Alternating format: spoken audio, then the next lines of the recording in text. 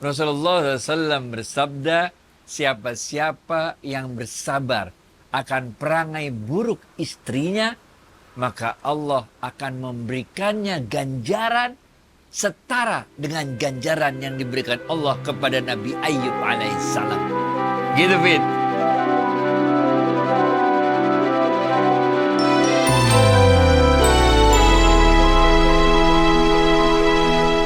Assalamualaikum warahmatullahi wabarakatuh, sahabat Smart Skill School. Semoga kita semua selalu dalam lindungan Allah Subhanahu wa Ta'ala. Amin. Sahabat, struktur sosial kita sering membuat para perempuan selalu disalahkan apabila ada yang tidak berjalan dengan baik di dalam rumah tangga.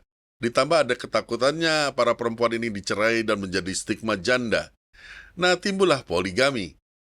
Laki-laki beristri lebih dari satu. Poligami sendiri adalah sah menurut Islam, namun saat ini banyak yang salah kaprah dan tidak betul-betul mendalami makna dari poligami tersebut. Apalagi ketika mencoba mengikuti langkah Rasulullah seperti pada zaman dahulu.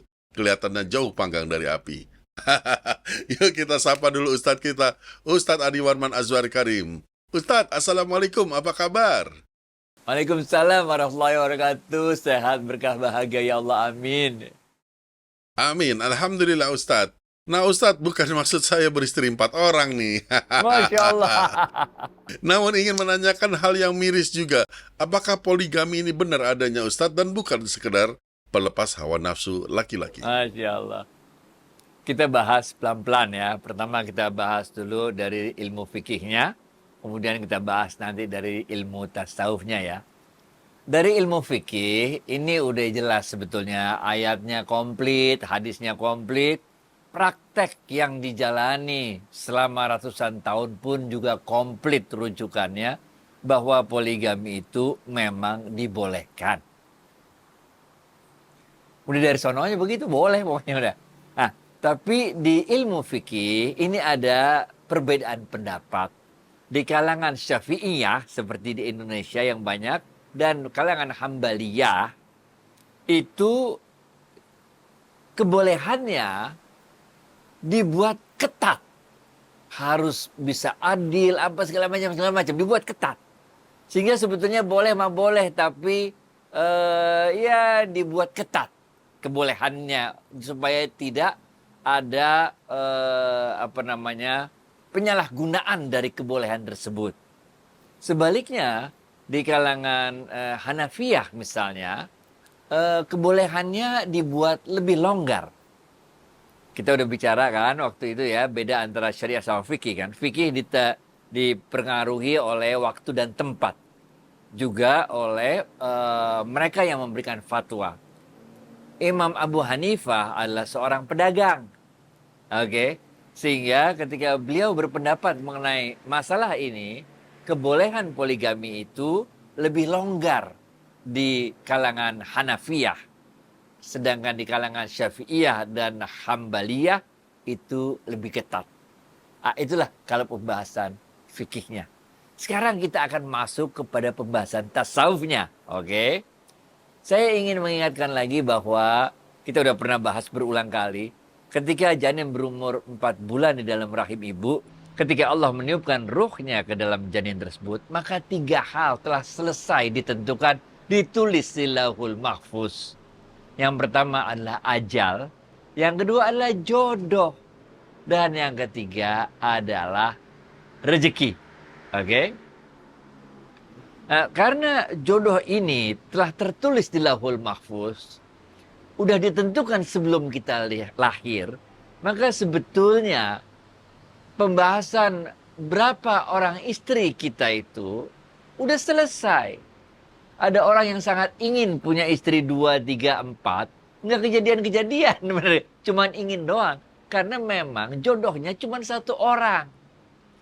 Sebaliknya, ada orang yang ingin nikah tapi nggak nikah-nikah karena memang tulisannya di Lauhul Mahfuz, jodohnya itu nggak ada. Ada juga orang yang sangat berusaha menahan dirinya untuk tidak menikah lagi. Tapi karena di Lauhul Mahfuz sudah tertulis jodohnya itu 2, ya pasti kawin 2. Begitu juga yang tertulis 3 dan 4. Karena sudah tertulis Lauhul Mahfuz ketika janin masih berumur 4 bulan.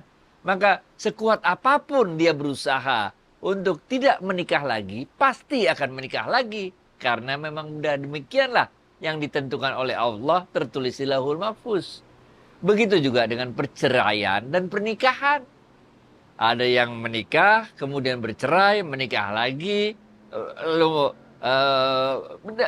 bisa lagi balik lagi, rujuk lagi, macam-macam. Itu semua udah ada tertulis di Lauhul Mahfuz. Inilah dalam ilmu tasawuf yang kita fahami bahwa ajal, jodoh, dan rezeki udah selesai urusannya sebelum kita lahir ke dunia. Nah, sehingga di dalam ilmu tasawuf itu dibedakan antara jodoh dan cinta. Jodoh dan cinta dua hal yang berbeda. Jodoh adalah ketetapan Allah yang telah ditulis pada saat kita umur 4 bulan dalam rahim, ada di Lauhul Mahfuz. Itu namanya jodoh, benar ya? Sedangkan cinta hal lain. Oke. Bisa jadi orang itu tidak mencintai jodohnya. Sebaliknya, bisa jadi dia diberikan cobaan oleh Allah sehingga dia mencintai yang bukan jodohnya. Ini adalah pertarungan yang luar biasa. Ini ada kisahnya nih, oke? Ini ada dalam kitab judulnya Kisah-Kisah dari Negeri Sufi, oke? Di dalam kitab tersebut, ini panjang lebar diceritakan dalam kitab tersebut tentang kisahnya Khusrau dan Shirin. Khusrau adalah seorang pangeran muda Persia, oke? Pangeran yang akan naik tahta jadi raja. Jatuh cinta sama Shirin, yaitu anak raja Armenia. Satu pangeran calon raja Persia, satu anak raja Armenia. Mereka ini jatuh cinta. Sampai suatu ketika Khusrau yang masih muda itu diangkat menjadi raja karena bapaknya meninggal, beliau dikudeta oleh Bahram namanya. Oke. Karena dikudeta oleh Bahram, maka Khusrau ini lari ke Romawi mencari perlindungan dari Raja Romawi. Nah, karena Khusrau ini namanya juga pangeran, punya kecakapan yang hebat, maka Raja Romawi pun tertarik dengan Khusrau. Dikawininlah Khusrau dengan Maria, anak Raja Romawi tersebut. Nah, kemudian oleh Raja Romawi tersebut, mantunya ini nih, Khusrau yang udah jadi mantunya ini, dikasih bala bantuan tentara untuk kembali merebut kerajaan Persia. Maka dilawanlah si Bahram yang kemarin mengudeta itu, sehingga Khusrau sekarang menjadi Raja Persia dengan Maria, yang merupakan anak Raja Romawi itu, yang telah menikah menjadi istrinya, tapi dia sebetulnya nggak cinta. Cintanya masih sama si Shirin. Ini. Shirin ketika tahu bahwa Khusrau sudah menjadi Raja Persia, Shirin juga waktu itu cintanya masih kenceng banget dah. Shirin naik jadi Ratu Armenia karena orang tuanya udah meninggal dunia, beliau jadi Ratu Armenia. Ini dua orang yang saling mencintai yang luar biasa sehingga akhirnya Shirin nggak tahan. Dia serahkan jabatan ratu itu kepada sepupunya. Kemudian Shirin pindah ke negeri Persia. Tinggal di dekat ibu kota kerajaan Persia. Supaya bisa, kalau orang lagi jatuh cinta kadang-kadang gitu, ngelihat genteng rumahnya udah senang bener. Kacau gak? Akhirnya Shirin tinggal dekat ibu kota Persia untuk bisa dapat berita-berita terbaru tentang Khusrau. Khusrau tahu kalau Shirin sekarang ada di situ. Dan masih ada gejolak cinta. Benar gak?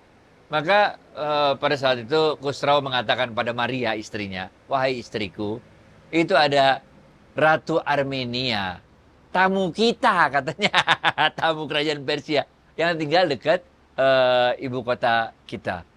Tidak pantas bagi kita apabila ada seorang Ratu Armenia, tamu kita, tidak diperlakukan dengan baik. Izinkan aku untuk mengajak Shirin masuk ke dalam kota, ibu kota ini, dan kita kasih dia rumah dan sebagainya yang layak lah. Lah, Maria kan wanita itu susah dikibulin kayak begitu, nggak bisa. Dia instingnya kuat. Jadi Maria bilang, dia udah tahu juga lah ini pasti cinta bener gak? Maka Maria katakan, Kalau memang dia mau jadi ratu, ya di Armenia. Ngapain dia masuk ke Persia katanya. Lagi pula belum pernah dia tuh menghadap ke kerajaan, menghadap raja dan ratu Persia, menyatakan mau tinggal di Persia katanya. Udah nggak usah lah katanya.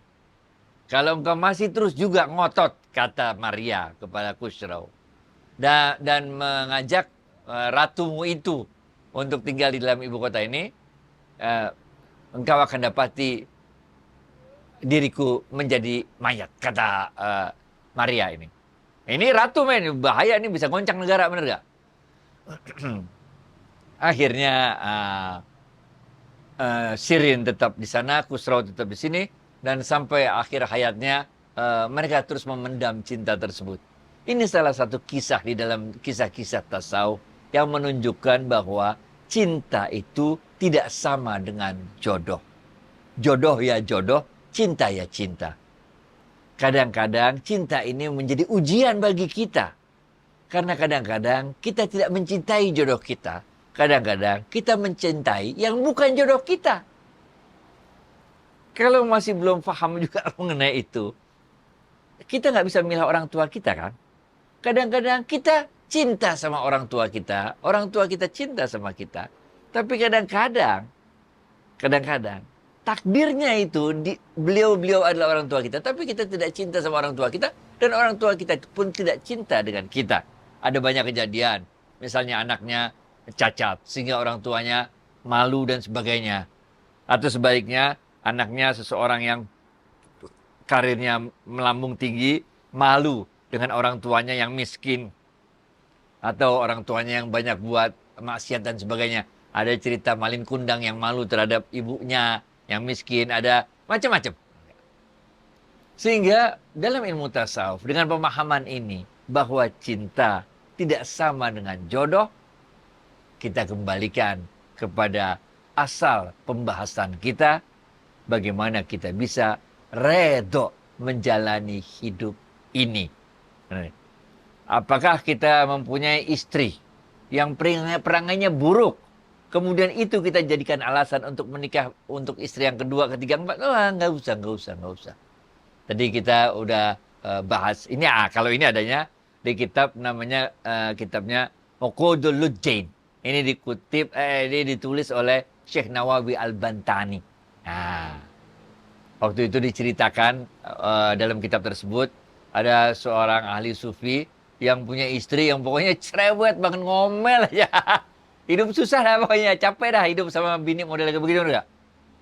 Setiap kali dia pergi ke hutan, dia cari kayu bakar, itu kalau pulang pasti ada singa tuh, ada macan yang bawain kayu-kayu tersebut di punggungnya, begitu. Jadi waktu orang-orang melihatnya, wah ini hebat banget ini, pasti levelnya wali nih. Singa aja tunduk bawain kayu bakar, bener gak? Suatu ketika istri yang cerewet ini, yang perangainya buruk ini meninggal dunia. Kemudian ahli sufi ini kemudian menikah dengan seorang wanita yang solehah. Wow, pokoknya top banget dah, solehah banget, bener gak? Tapi orang-orang tidak lagi melihat ada singa yang bantuin bawa kayu bakar tersebut. Sehingga ahli tasawuf ini harus memikul sendiri kayu bakar tersebut. Maka orang-orang mulai bertanya, kenapa dulu engkau selalu dibantu oleh singa untuk membawa kayu bakar, sedangkan sekarang tidak ada lagi singa yang membantumu membawa kayu bakar? Maka ahli tasawuf, ahli sufi ini mengatakan, dulu aku bersabar dengan perangai buruk istriku, sehingga Allah menolong diriku menundukkan singa untuk membawakan kayu-kayu bakar tersebut. Sekarang aku diberikan oleh Allah kebahagiaan dengan istriku yang solehah ini.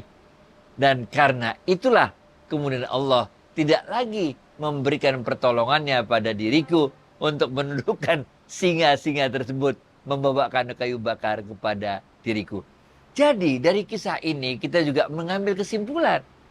Ini jalan hidup kita udah ditentukan oleh Allah.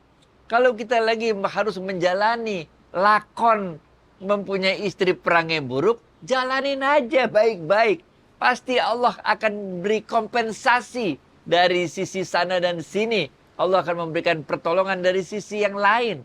Sehingga kita dapat dengan bersabar dan redha menjalani periode lakon tersebut. Ketika kemudian lakon hidup kita berubah, Allah memberikan istri yang soleha dan sebagainya, nanti ada lagi kompensasi yang diberikan oleh Allah sehingga keistimewaan di sisi ini dikompensasi dengan keistimewaan di sisi yang lain oleh Allah. Gitu, Fit. Back to you. Rame ini ceritanya Ustadz. Nah Ustadz, terlepas dari apabila seorang istri tidak bisa mempunyai anak, maka laki-lakinya kan boleh menikah lagi. Namun kadang ilmu agamanya tipis dan urusan poligami ini tiba-tiba dia jadi paling pintar untuk urusan kawin lagi gitu loh. Pokoknya dia nikah lagi. Bukankah ini kadang-kadang jadi akal-akalan saja berkedok agama Ustadz? Ada dua tuh pertanyaan. Yang pertama, urusan nikah, punya anak nggak punya anak, urusan Allah juga. Bener nggak? Urusan Allah juga. Apakah kita diberi keturunan atau tidak diberi keturunan, urusan Allah. Bahwa kita harus ikhtiar, iya. Ada ilmu kedokterannya sekarang, ada segala macam. FIFO, apa namanya, nggak ngerti lah. Itu urusan Allah. Kita harus usaha, iya. Tapi punya anak apa nggak punya anak, itu urusan Allah. Nggak bisa kita jadikan dalil, untuk menikah 2, 3, dan 4. Benar nggak? Dan kalau memang di Lauhul Mahfuz dulu ditulis jodohnya cuma 1, ya nggak bakal juga ada 2, 3, dan 4. Yang harus kita bedakan, nah ini. Apakah benar kita mau menikah lagi kedua, ketiga, dan keempat? Atau kita hanya ingin menikmati apa-apa yang bisa kita nikmati dari perselingkuhan itu? Nah ini men. Ini harus bisa kita bedain nih.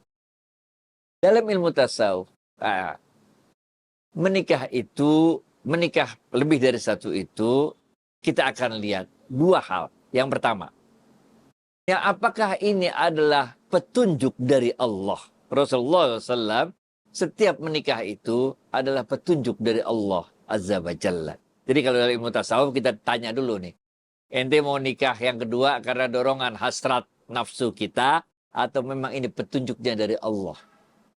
Yang kedua adalah, apakah pernikahan kedua, ketiga, keempat itu akan lebih mendekatkan diri kita dan mendekatkan istri-istri kita kepada Allah atau tidak? Kalau dua hal ini sudah terjawab, ceritanya lain. Oke? Ada kisah lagi tasawuf ya. Kalau tasawuf ilmunya begini. Ada seorang laki-laki punya istri 3. Benar gak? Waktu dia menikah yang pertama, beres. Waktu dia menikah yang kedua dan ketiga, dia nggak bilang-bilang sama istri yang pertamanya. Sehingga istri yang pertama ini sakit hati.